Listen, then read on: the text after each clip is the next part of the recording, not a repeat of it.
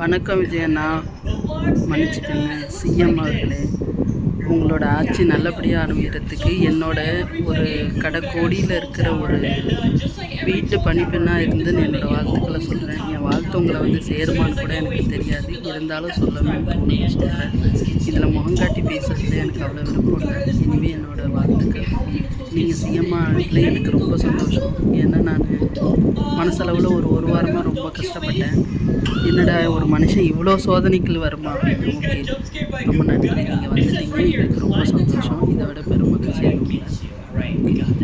நீ உங்களை சொன்ன மாதிரி எல்லாத்தையும் என்னையும் சொல்லியிருக்காங்க, எங்களுக்கும் நடக்குது. ஓகே, அதை விட்டுருங்க. நம்ம இப்போ மேட்ருக்கு வரேன். உங்களுக்கு ஒரு நல்ல இது சொல்கிறேன். உங்களுக்கு இல்லை, நம்ம தமிழ்நாட்டில் உள்ள குடிக்காரமான பெருமக்களுக்கு சொல்கிறேன். குடிச்சிட்டு களவாணி பயலும் குடிச்சிட்டு ரெவடி மாதிரி ரோட்டில் ஆடின உடனே 2 நாளைக்கு கொண்டு போய் வச்சுருந்து பச்சை தண்ணி கூட கொடுக்காம வச்சுருந்தீங்கன்னா அவன் பொண்டாட்டியே வரமாட்டான். உண்மையை சொல்கிறேன். ஒரு பொண்டாட்டி கூட வந்து என் புருஷனை ஏன் வச்சுருக்கீங்க, அவர் வேலைக்கு போகிறாரு, அது மாதிரி இது மாதிரி எதுவும் சொல்லிவிட்டு எந்த பொண்டாட்டியும் வரமாட்டாங்க. அது நல்ல பொண்டாட்டியாக இருந்தாலும் சரி, நல்லா இல்லாத பொண்டாட்டியாக இருந்தாலும் சரி, அவன் குடிச்சிட்டு ரோட்டில் ஆடிட்டு வர்றான்னு தெரிஞ்சாலே கண்டிப்பாக எந்த பொண்டாட்டி வரமாட்டாங்க.